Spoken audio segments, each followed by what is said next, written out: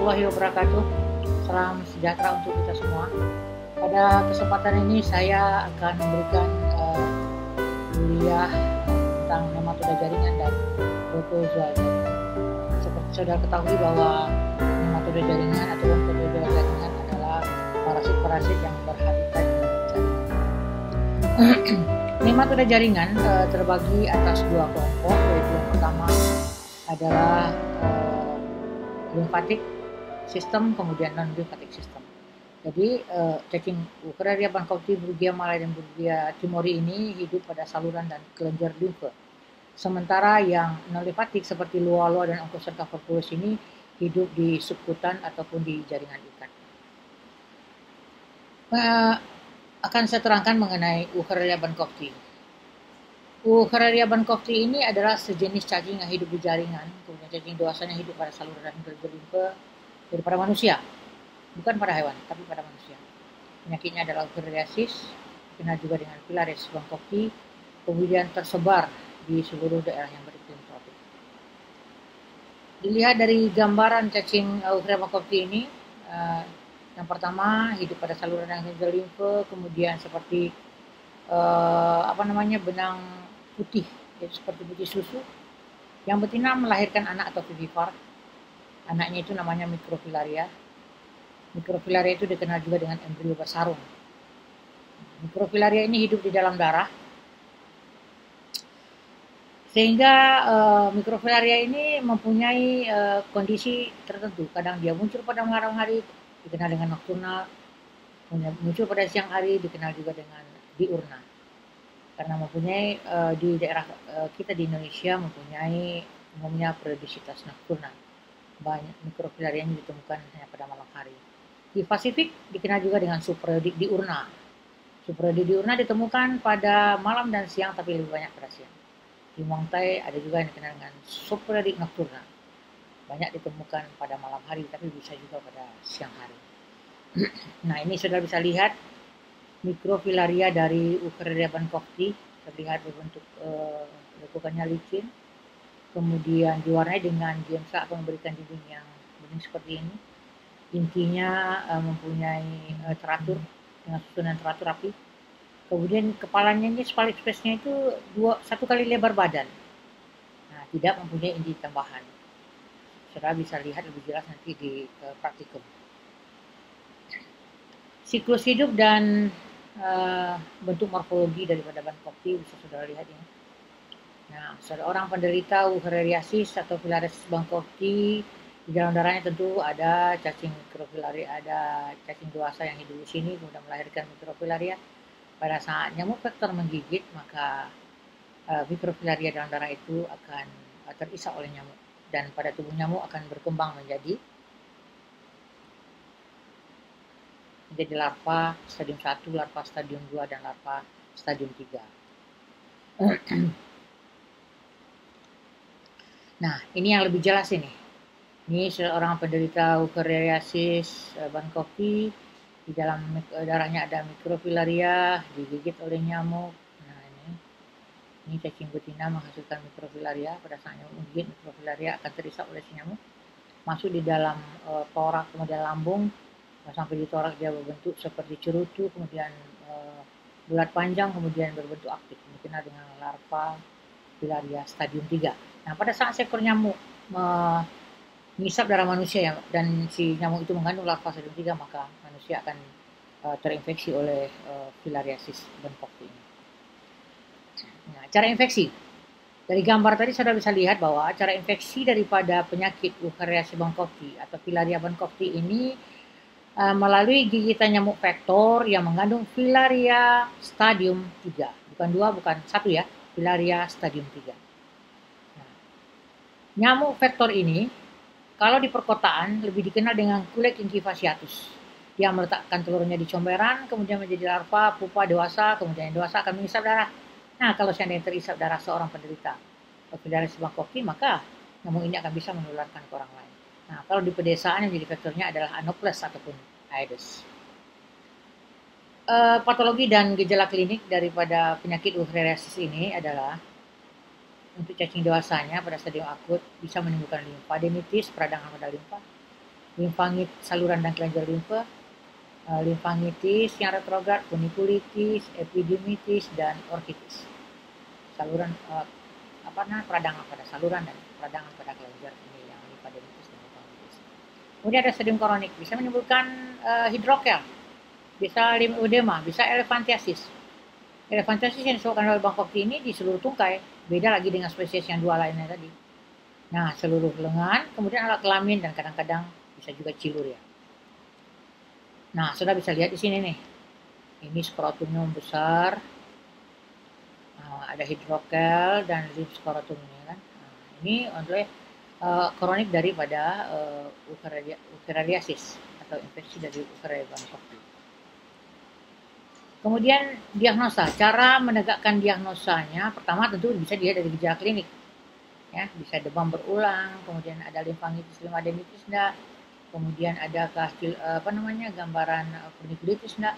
Tapi di laboratorium parasitologi, diagnosa pastinya adalah dengan menemukan mikrofilaria di dalam darah tepi. Jadi, apabila seorang penderita datang ke labor, kemudian kita ambil darahnya pada malam hari, nah, kemudian dilihat di bawah mikroskop, kita akan menemukan mikrofilaria. Maka tegaklah diagnosa mikrofilaria Bangkokti, misalnya begitu.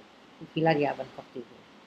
Kemudian bisa juga dengan radio diagnosa, bisa juga dengan imunologi. Jadi ada beberapa cara untuk di laboratorium. Tapi yang paling sering kita lakukan itu adalah menemukan mikrofilaria dalam darah tepi. Pengobatannya yang sering dipakai itu adalah dietilkarbamazin untuk ukariasis ini 6 mg per kilogram berat badan selama 12 hari. Di pengobatan menggunakan dietilkarbamazin untuk 3 spesies dari nematoda jaringan limfatik ini berbeda-beda dosisnya, tidak sama. Saudara perhatikan nanti ini 6 mg per kilogram berat badan ya. Kemudian efek samping obat diperhatikan juga, kemudian bagaimana reaksi obatnya itu adalah tugas kamu nanti setelah menjadi dokter. Oke. Penyebaran atau epidemiologi dari penyakit ini di Indonesia yaitu di pedesaan lebih banyak daripada perkotaan. Kelompok yang usia produktif yang lebih banyak dikenai, kemudian berpenghasilan rendah. Jadi penyakit ini tidak mematikan tetapi memberikan penderitaan yang berkepanjangan kepada penderitanya. Dengan penderitaan yang berkepanjangan itu, dengan adanya elephantiasis, adanya pembengkakan di kaki, di mame, di alat kelamin, itu akan memberikan penderitaan kepada penderitanya sehingga tidak bisa bekerja dengan baik, sehingga menjadi tidak produktif. Tidak produktif menjadi beban bagi keluarga. Setelah itu mereka akan bisa menjadi beban bagi negara. Nah, ini yang menjadi masalah di penyakit filariasis ini. Itu saudara mesti perhatikan itu ya. Kemudian sekarang masuk kepada Brugia malai dan Brugia timori. Tadi Ukararia Bangkokti, sekarang genus Brugia malai dan Brugia timori. Dua-duanya Brugia ini bisa dipanggil dengan filariasis Brugia. Tapi kalau bisa juga dipanggil dengan namanya masing-masing, Brugia filariasis malai atau filariasis timori. Kalau Brugia malai ini bisa hidup pada manusia, bisa juga pada binatang seperti kucing dan monyet. Nah, sementara filariasis timori hanya hidup pada manusia saja. Nah, di Indonesia ditemukan di Indonesia bagian timur. Nah, Brugia malai ini ada di Asia, di beberapa tempat di Asia. Khusus timori hanya di timur, NTT atau timur, La Rosa. Nah, itu perbedaannya. Jadi, yang Brugia timori ini ya hanya ditemukan di Indonesia. Kemudian morfologi dan siklus hidupnya juga hampir sama dengan Ukararia Bangkokti, tapi ini bentuk cacingnya juga hampir sama. Nanti bisa dilihat dari panjang daripada cacing antara malai dan timori ini berbeda panjangnya. Cacing jantan dan betinanya ya. Itu yang menjadi ciri pertama dari cacing kalau bisa ketemukan cacing. Nah, kalau kita tidak menemukan cacing, kita bisa membedakan antara Brugia malai dan Brugia timori itu berdasarkan mikrofilarianya. Mikrofilaria Brugia malai itu intinya itu berkelompok, tidak rata seperti Usheria tadi. Kemudian kita mendapatkan cephalic space-nya di sini lebarnya 2 kali lebar, panjangnya 2 kali lebar, cephalic space. Ada IT tambahan 1 sampai 2 di sini. Ini mungkin karena jelas sudah dilihat, tapi nanti di mikroskop bisa lebih jelas lagi barangkali kalau seandainya preparatnya dipasang dengan baik. Punya sarung apabila diwarnai akan warna seperti pink ini. Nah, ini yang kadang-kala dia melepas sarung kemudian meletakkan di sisinya itu superiodik, ciri dari superiodik. Dia lepas sarungnya. Kemudian Timori. Brugia Timori ini mempunyai spalik space 3 kali lebar badan. Nah, inti ya inti Brugia berkelompok, kemudian mempunyai inti tambahan pada bagian ekornya. Ini diwarnai dengan gemsa nih. Saudara perhatikan juga ya bagaimana pewarnaannya nanti.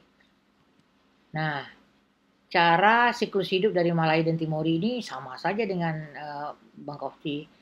Mikrofilaria yang berada pada daerah tepi akan terisa oleh nyamuk vektor. Nyamuk vektornya di sini bisa Mansonia, bisa Anopheles barbirostis, bisa juga Aedes. Kemudian setelah terisap, mikrofilarianya akan berkembang menjadi larva 1, larva 2, kemudian larva 3. Larva 3 ini adalah bentuk stadium infektif. Nah, pada saat seekor nyamuk yang mengandung larva 3 ini mengisap darah manusia lainnya, nah bisa manusia yang lain itu akan terinfeksi oleh si Brugia malai dan Brugia timori ini. Kemudian ya sama yang tadi juga nih, tapi bentuk stadium koroniknya lengan bawah dan tungkai bawah. Beda dengan Bankowski. Kalau Bankowski seluruh tungkai, alat kelamin, kemudian ada mami. Beda ya, di situ perbedaan klinisnya. Kemudian mikrofilaria dari dua-duanya ini bersarung. Ukurannya saudara bisa lihat ini. Yang Malai dan Timori, Timori lebih panjang daripada Malai. Periodisitasnya Malai itu nokturnal, bisa juga subperiodik nokturnal, bisa juga non-periodik. Maksudnya begini, pada saat ditemukan siang dan malam lebih banyak pada malam hari, itu subperiodik nokturnal. Atau tidak periodik. Tidak periodik ini ditemukan siang dan malam yang sama jumlahnya. Gitu ya. Kemudian B. timori ini periodiknya nokturnal, hanya ditemukan pada malam hari. Vektor daripada Brugia malai dan Brugia timori ini berbeda. B. malai yang periodik, Anopheles barbirostis. B. malai yang subperiodik, Mansonia spp. Brugia timori, Anopheles barbirostis lagi. Cara infeksi sama, melalui nyamuk vektor yang mengandung larva stadium 3. Oke ya. Lanjut ke mana lagi nih? Ini gejala klinik dan patologinya itu filariasis malai ini atau filariasis timori ini stadium akut serangan demam, radang pada saluran kelenjar limfe yang hilang timbul, kemudian adanya limfadenitis, limfanguinal unilateral, retrograd, kemudian peradangan tampak sebagai garis merah ya. Kemudian yang menahunnya elephantiasisnya hanya mengenai tungkai bawah dan lengan bawah, di bawah lutut dan di bawah siku nih, maksudnya di kaki ini. Nah ini, saudara bisa lihat yang disebutkan oleh Malai ini. Ini kakinya menjadi bengkak hanya dari lutut ke bawah, sementara pahanya tidak. Kemudian kita bisa mendiagnosanya dari gejala klinik, kemudian bisa melakukan radiodiagnosis di laboratorium mikroparasitologi, bisa melakukan pemeriksaan ditemukannya mikrofilaria darah, kemudian ada diagnosis imunologi. Diagnosis imunologi untuk keduanya ini belum dapat dilakukan. Pengobatan adalah dengan diethylcarbamazid 5 mg. Kalau Bangkokti tadi 6 mg ya, selama 10 hari. Nah, kalau untuk pengobatan massal beda lagi nih cara pengobatannya. Saudara perhatikan ya, kalau DEC untuk yang Bangkokti sama untuk si Brugia malai 5 mg per kilogram berat badan. Kemudian epidemiologinya umumnya terdapat di daerah pedesaan, Malai yang ada pada manusia, dan B. timori di daerah persawahan karena vektornya hidup di sawah. Kemudian tuak Mansonia dan binatang yang bisa di manusia dan binatang, bisa di pinggir pantai atau rawa, atau aliran sungai dan rawa-rawa. Kemudian penyebarannya bersifat lokal. Nah, sekarang kita masuk ke judul lain lagi nih, occult filariasis. Dikenal dengan tropical pulmonary eosinophilia. Penyakit ini adalah penyakit filariasis limfatik yang disebabkan oleh penghancuran mikrofilaria dalam jumlah berlebihan oleh sistem kekebalan penderita akibat hipersensitif terhadap antigen daripada mikrofilaria. Jadi seseorang yang terinfeksi dengan cacing filaria, kemudian filaria cacing dewasa sudah menghasilkan mikrofilaria, tubuh itu menganggap benda asingnya secara luar biasa, maka akan terjadi reaksi hipersensitif pada penderita. Penyakitnya dikenal dengan occult filariasis atau tropical pulmonary eosinophilia. Ada di Indonesia, Singapura, Vietnam, Mongtai, dan juga ada di Afrika. Gejala kliniknya biasanya hipereosinophilia di seluruh parasit begitu ya. peningkatan IgA, kemudian kelainan klinis menahun dengan pembengkakan kelenjar limfa, terus kemudian gejala seperti asma bronkial. Jadi kadang-kadang mengaburkan antara asma dengan gejala daripada occult filariasis. Tapi kalau saudara tadi melakukan anamnesa dan bertanya dari daerah mana, bisa jadi daerah tersebut adalah endemi dengan Burundia, maka dengan cacing filaria, maka kita akan bisa memikirkan bahwa itu adalah occult filariasis. Kemudian patologinya ditemukan benjolan-benjolan kecil warna kuning kelabu yang berisi infiltrasi dari sel eosinophil, dikenal dengan benda major conus. Diagnosa yaitu dari gejala klinik, kemudian hipereosinofilia, pengatakan ada IgA, kemudian gambar ronsen paru, kemudian menemukan benda major conus pada sediaan biopsi. Nah, semuanya ini disimpulkan nanti bahwa seorang penderita occult filariasis ini apabila menemukan gejala-gejala yang tadi itu, nah maka mereka dikenal dengan mendapatkan penyakit occult filariasis. Nah, pengobatannya 6 mg juga per kilogram berat badan tetapi selama 2 sampai 3 minggu. Kalau Bankofti tadi selama 12 hari. Nah, kalau si Malai sama Timuri 5 mg tapi selama 10 hari. Saudara perhatikan saja itu ya. Nah, sekarang masuk lua-lua. Lua-lua tadi adalah kelompok daripada non-limfatik. Tidak ditemukan di Indonesia, tapi di Afrika kita menemukannya. Nah, penyakitnya dikenal dengan loasis atau clubber swelling atau fugitive swelling. Atau clubber swelling itu ya bengkak yang berpindah-pindah, penyebarannya di daerah khatulistiwa ya, di daerah yang berhutan atau rainforest, yaitu di daerah bagian barat dari Afrika.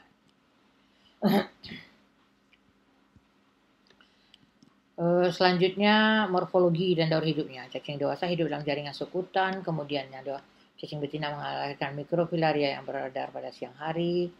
Mikrofilarianya bersarung, ditemukan di dalam urin, sputum, kadang juga di dalam cairan sumsum tulang. Faktornya adalah lalat krisop. Lalat ini ada di Indonesia, tetapi kita tidak punya luar-luarnya. Nah, sehingga pada satu kesempatan nanti kalau seandainya datang orang dari Afrika yang menjadi pariwisata di sini, kemudian dia berdiri di entah di kebun bunga atau di mana tuh di Bukit Tinggi misalnya, lalat krisopnya akan bisa menggigit si penderita itu dan kemudian akan bisa bertumbuh di dalam badannya dan bisa menularkan ke orang lain. Tapi kita tidak punya luar-luar, kita punya vektor, kita punya lingkungan, dan kita punya manusianya. Jadi kans untuk mendapatkan ini bisa dari tempat lain kalau dia datang ke Indonesia, luar-luarnya. Nah, cacing dewasa dalam jaringan sekutan dan mikrofilaria ini bisa menimbulkan gejala. Yang dewasa dapat ditemukan di seluruh tubuh, gangguannya sampai bisa terjadi di mata itu di konjungtiva, bisa juga kelainan untuk clubber swelling, bisa juga masuk ke otak, encephalitis ya. Nah, selanjutnya diagnosanya dengan menemukan mikrofilaria dalam darah yang diambil pada siang hari. Kemudian cacing dewasa ditemukan pada dari konjungtiva mata atau dalam jaringan sekutan. Nah, itu namanya luar-luar atau luasis nama penyakitnya atau clubber swelling atau fugitive swelling. Pengobatan dietil karbamazin juga tapi 2 mg per kilogram berat badan. Nah, sekarang epidemiologinya ada di daerah dengan lalat krisop, silasia, dan diminata. Dan tempat perindukannya di hutan yang berhujan dengan kelembaban tinggi. Seperti di daerah Lembah Anai, di daerah hutan-hutan di ada yang di Bukit Tinggi atau di daerah Solok Selatan ya ada ini. Lalatnya ini. Tapi kita tidak punya luarnya. Nah, sekarang Onchocerca volvulus. Hospesnya juga manusia. Tetapi cacing ini hanya ditemukan di daerah di Amerika Tengah dan Amerika Selatan. Kemudian juga di Afrika. Dikenal dengan river blindness atau blinding filaria. Dulu dianggap penyakit ini yang di pinggir sungai Aswan ya, yang di Afrika itu adalah merupakan penyakit kutukan karena orang di sepanjang sungai itu mengalami kebutaan. Tapi lama-lama ada seorang peneliti dari Prancis ya yang mengatakan bahwa kebutaan yang di daerah tepi sungai itu disebabkan oleh cacing. Cacingnya namanya ada Onchocerca volvulus. Penyakitnya onchocerciasis. Nah, cacing dewasa di dalam jaringan ikat, seperti kawat putih dia, kemudian transparan lagi, yang betina mengeluarkan mikrofilaria dari jaringan sukritan, kemudian migrasi ke kulit. Nah, vektornya adalah lalat simulium. Lalat simulium juga kita punya. Lalat simulium itu kalau sudah lihat yang seperti yang di di lapangan rumput yang tajam hitam yang suka menggigit kita kalau sedang camping-camping itu ada ya simulium itu. Ada 2 tipe yaitu forest dan savana. Nah, kalau yang forest ini kelainan kulit lebih dominan, sementara savana kelainan mata yang lebih dominan. Nah, terutama manifestasi utamanya berupa kelainan pada kulit, kemudian limfatik dan mata. Dua macam cacing ini dalam jaringan ikat, kemudian mikrofilaria masuk ke dalam atau beredar menuju kulit. Jadi kelainan oleh cacing dewasa disebut dengan onkoserkoma, kelainan oleh mikrofila terutama mengenai mata, gangguan saraf optik dan retina, bila menahun bisa menyebabkan kebutaan. Kulit juga kehilangan dari elastis dikenal dengan hanging groin, sehingga kulit itu menggantung saja. Nah, diagnosanya yaitu dari klinisnya dengan gejala-gejalanya, kemudian menemukan mikrofilaria dan cacing dewasa, kemudian USG bisa, pelacak DNA juga bisa, Mazati test juga bisa. Pengobatannya ivermectin. Kalau yang tadi yang limfatik, nama obatnya adalah dietilkarbamazin. Ya. Epidemiologinya yaitu faktornya di daerah pegunungan yang punya air sungai yang deras, kemudian kebutuhan pada penduduk yang berdekatan dengan sungai dengan daerah sungai tersebut. Terima kasih kuliah yang saya berikan mengenai nematoda jaringan ini. Tetapi khusus untuk protozoa jaringan, saudara saya tugaskan untuk membaca dan membuat catatan.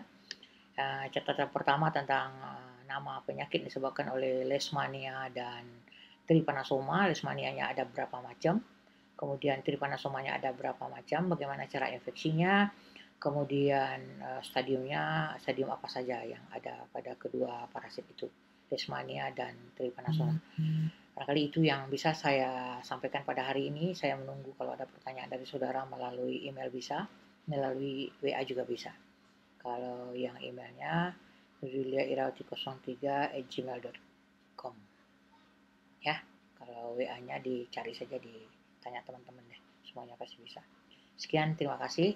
Semoga ilmu yang saya berikan ini akan bisa saudara pelajari lebih dalam lagi dan menjadi ilmu yang bermanfaat nanti. Mana tahu sudah ditempatkan daerah endemi dari penyakit nematoda jaringan ini. Sekian, terima kasih. Assalamualaikum warahmatullahi wabarakatuh.